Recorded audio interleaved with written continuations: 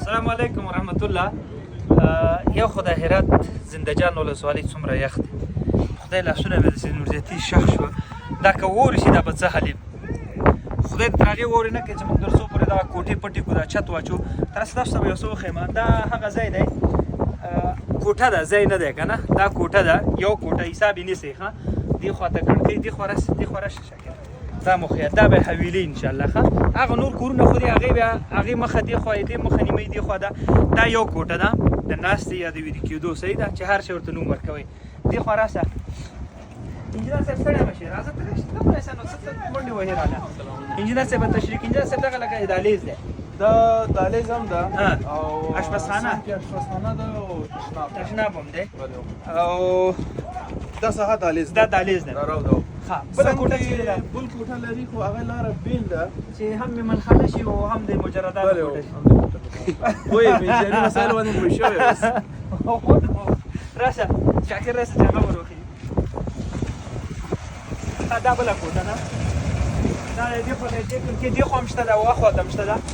پایې وینئ، بیا چې یو بل شی به در وښیم، هغه د هغې باندې عملاً لنډر شروع دی. نو الحمدلله څنګه مو چې ویلي وو هغسې درته کوو، په یو شرط باندې چې تاسو موږ سره یو ځای شئ ودرېږئ. هغه داسې کورونه خو لاندې وکتل، شاکر هغه مو وښیه.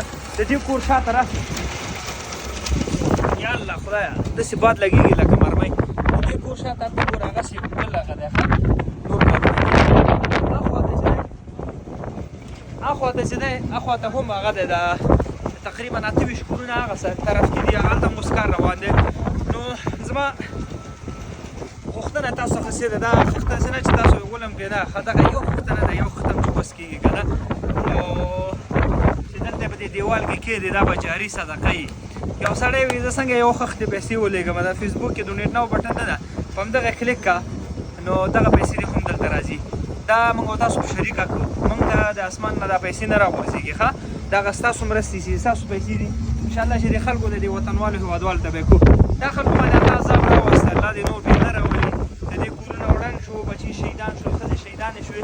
نو د موږ باندې امتحان دی اوس، موږ دې لپاره څه کوو که نه. نو راځئ همدغه مو وخت دی دوستانو، ویډیو سره شریکه کړئ تر څو پورې دې قوم ته یو څه وکړو. که ژمی شو، باران شو، دا اوس وګوره که مې غوږونه در ښکاره کړ پیکوړې دې جوړې دي دغسې سرې سرې شوي.